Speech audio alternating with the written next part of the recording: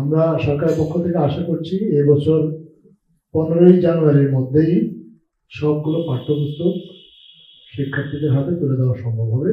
অন্যান্য বছরের যে কার্যক্রমগুলো এই বিষয়ের কার্যক্রমগুলো এগুলো সরকার পর্যালোচনা করে দেখেছে।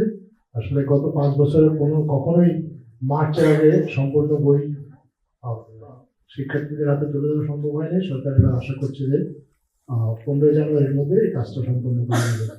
এছাড়াও আপনার পাঠ্যপুস্তকে নানা ভুল থাকে, এই ভুলগুলো সংশোধনের জন্য সরকারের পক্ষ থেকে এবার বেশ কিছু উদ্যোগ নেওয়া হয়েছিল।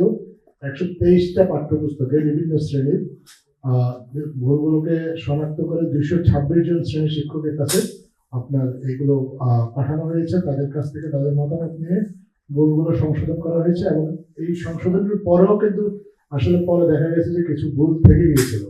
সেই ভুলগুলো শিক্ষক, সাংবাদিক এবং আরো সংশ্লিষ্ট যারা আছে অন্যদের সাথে মতামত নেওয়া হয়েছে এবং কিছু কিছু ক্ষেত্রে দেখা গেছে যে ছাপার অস্পষ্টতা ছিল, বানান এবং ব্যাকরণগত কিছু ভুল ছিল, এগুলো চিহ্নিত করা হয়েছে। চিহ্নিত করার পর আপনার এটা একটা 21 দিন ধরে একটা কর্মশালা হয়েছে। সেই কর্মশালায় শিক্ষকগণ উপস্থিত ছিলেন এবং তাদের উপস্থিতিতে আপনার এই ভুলগুলো সংশোধনের এবার উদ্যোগ নেওয়া হয়েছে।